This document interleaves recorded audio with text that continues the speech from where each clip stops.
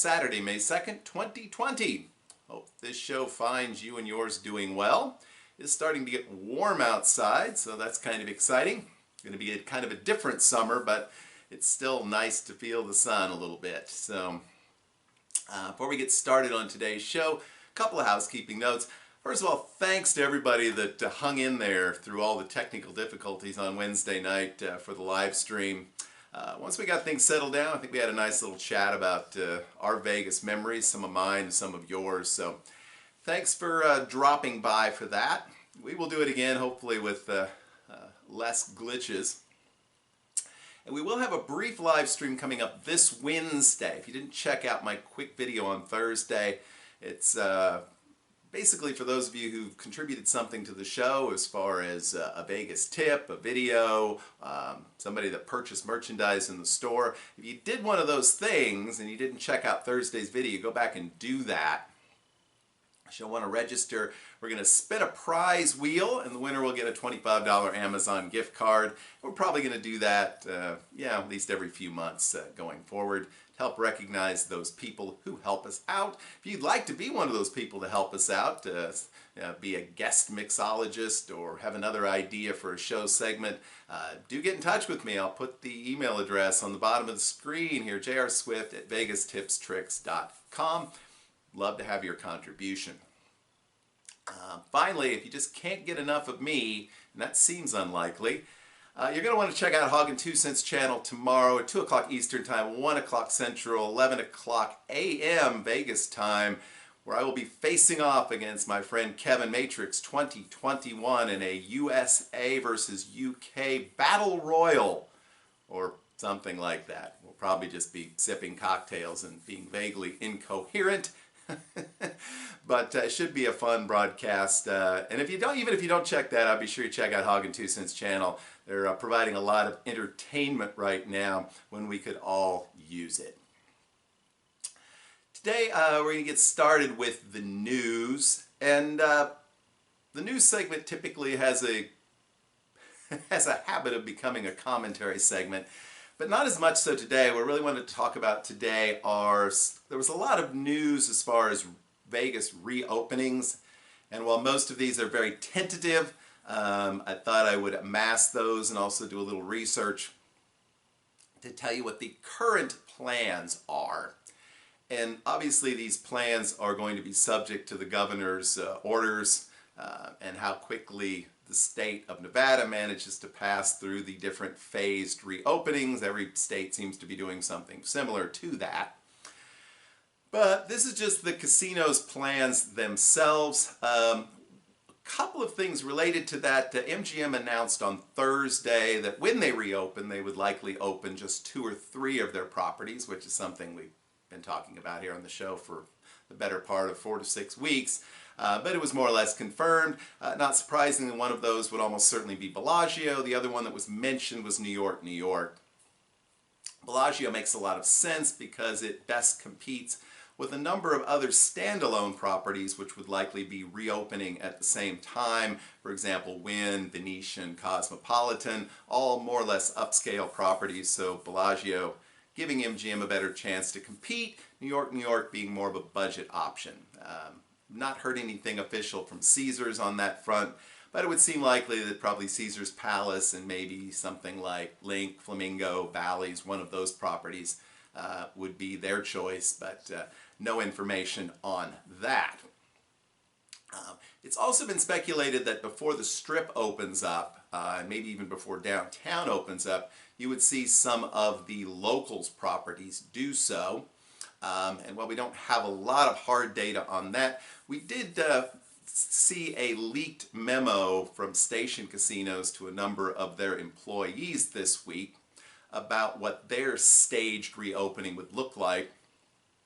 Now, looking on their website, you can book a room at some of these properties June 1, or at least it shows calendar availability. And the properties they plan to open up first would include Red Rock, Green Valley Ranch, Palace Station, Boulder Station, Sunset Station. Most notably, a property that is not part of the Phase 1 reopening for Station would be Palms, which of course is the most Strip-like and the closest to the Strip of any of their properties. So be interesting to see how that works out. They, along with Boyd, are probably the biggest locals casinos around. And obviously the advantage you have with the locals casino is you have a market that's, you know, right next door. You don't have to count on people flying in from all over the country, all over the world to patronize your establishment. So we'll keep an eye on that. If you're curious as to when the casinos are now planning to reopen, and I say planning because again, we're only a few weeks out on some of these, but if you go on the Caesars website, you can book a room starting Friday, May 15th. That's less than 2 weeks away. I'm a little skeptical on that one. Treasure Island, same thing, May 15th. Cosmopolitan, the earliest date I saw available was May 21st. I think they had mentioned a 15th or 16th opening earlier, but the earliest I could see a room available was the 21st. Westgate, the old Las Vegas Hilton, talked about a June 18th reopen, which seems a little more realistic to me. Venetian, you cannot book a room on their website. So I guess they're being honest and saying, we really don't know. Wynn, May 22nd is the earliest date available for booking there. And as I mentioned, Station Casinos, the earliest I could see there was June 1st. Same thing with the MGM properties. The earliest date that was available on their calendar was June 1. So that gives you a little bit of an idea of what the various casino groups are looking at right now. And I suspect, with the possible exception of maybe MGM, but certainly Westgate seems a lot more realistic, that a lot of those dates will continue to get pushed back unless we see a real dramatic decline in the situation. A couple of other things. The Neon Museum announced a tentative reopening this week of May 22nd. Guess I'm touching my face. On the other hand, MGM canceled all their concerts through the end of June, and frankly it seems likely that there will be hardly any concerts of any kind in Las Vegas this year. We'll see, but it's not looking very promising. Along those same lines, Kelly Clarkson, who was to begin a residency at Planet Hollywood this spring, has now postponed her residency until 2021. So probably not going to be a lot of partying this year in Las Vegas, even once the casino properties open up. Probably not going to see a lot of beach activity, sort of swimming pool action. But hey, if you're looking for a break, you need a break from the summer heat, and you want to have a party right in your very own home, why not check out the offering this week from our friend PJ. Let's send it over to him and see what he's got, what sort of concoction he's mixing up for us today. Hello, ladies and gentlemen, and welcome to another episode of Cocktail of the Week with your host and not a professional bartender, PJ. Alrighty, John, thanks for another fabulous introduction. Hey, ladies and gentlemen, welcome to another episode of Cocktail of the Week. And this week's cocktail is going to be Sex on the Beach. Sex on the Beach, very easy cocktail, just 4 ingredients: vodka, peach schnapps, orange juice, and cranberry juice. Of course, we'll garnish that with an orange and a cherry. Stay tuned, we'll be right back, and we're going to put this drink together. And then you're going to kind of sort of get a taste, and I'm going to get a real taste. We'll be right back. So stay tuned. Sex on the Beach. Hey, if you want to put these together with me, vodka, peach schnapps, cranberry juice, and orange juice. Of course, we're going to want to put ice in the glass. So we'll be right back. Hey, and we're back. No, I'm just kidding. We'll be right back. All right, welcome back. Now, let's put this puppy together, shall we? First thing we need to do, of course, is ice in our glass. Ice in our glass.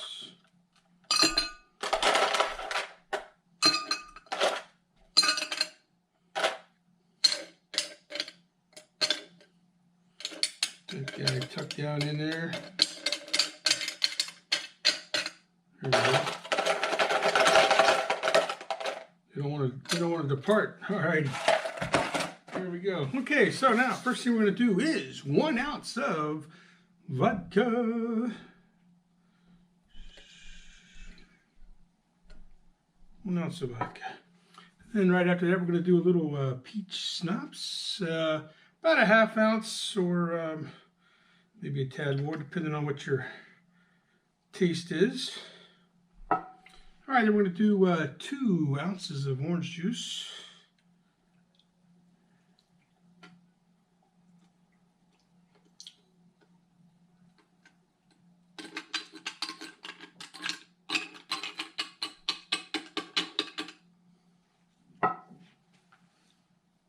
That's not going to work. I don't know how these guys do this.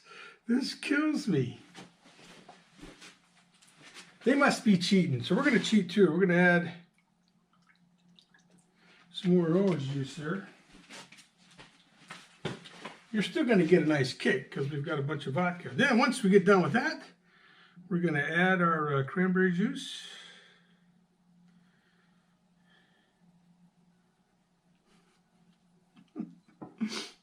Just want to remind you guys, I am not a professional bartender. So what their secrets are behind the bar beats the hell out of me. Obviously, they're not making these drinks on film, so they're back there topping it off to make it look fantastic. That's not looking too bad. Then we're going to garnish this with an orange and a little cherry. And ladies and gentlemen, there you have Sex on the Beach. Sex on the Beach, a very delicious cocktail. I know that I have had these before, and I'm going to have another one right now. But first, let's get you guys to check it out. Tell me, does that not look tasty? That looks pretty tasty to me. Alrighty. All right, let me clean this up. We'll be right back, and I will do the taste test and give you guys the results of my findings. I'm thinking they're going to be pretty good. We'll be right back. Alrighty, we are back, and for the best part of the show, at least for me, tasting this guy. Here we go.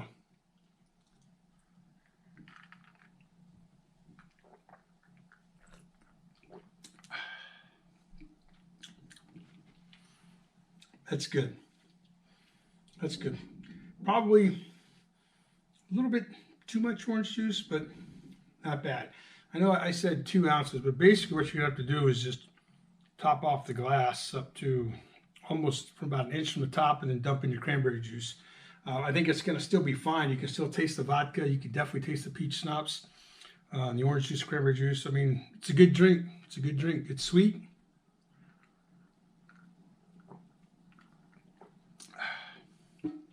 And it goes down easy. It's a good smooth drink. It is a good smooth drink. Ladies and gentlemen, there you have it. Sex on the Beach. Now, let's send it back to John and more Vegas tips and tricks. John, back to you, sir. And by the way, cheers. And cheers to all of you. Thanks again for watching. Now, I'm going to take this drink and watch more Vegas tips and tricks. Thank you for watching another fabulous cocktail from PJ. Remember to comment, like, and subscribe, and please drink responsibly. Well, that's certainly a classic cocktail, and hopefully one y'all can mix up and enjoy on your porch or in your backyard sometime in the next few weeks. As you know, we're counting down my top 10 Vegas tips or tricks, and we're up to, well, the 6th of 10. And this week is another classic. They're all really classics. So if you heard this one before, hey, I told you were going to hear it again. And that is the old comp trick of concentrating your play. Many people go to Las Vegas and they flit from casino to casino. As a result, they may not get all the comps they deserve. Quick refresher, basically the way a casino decides whether to give you a free room or free anything is based on the amount of money they think you're going to lose every day you're in their casino. If they think you're going to lose $400 or $500, then there's a pretty good chance that they're going to be willing to give you a room that's maybe worth $100 or $150. If they think you're only going to lose $100 a day, well, they might give you some free food or something, or $10 worth of free play. The big difference is that the casinos are looking at that on a per day basis. So if you go from one casino to another every day, you have 3 places you love to play, and you play at those places every day you're in Las Vegas, and you sort of divide up the amount of money you lose in each place, each one of those casinos is going to think you're a smaller player than you actually are. Whereas if you spend one day at one casino, one day at another casino, one day at a third casino, each one of those is going to get a better idea of how much money you're willing to gamble and potentially lose each day, and therefore you're going to get better offers from those casinos.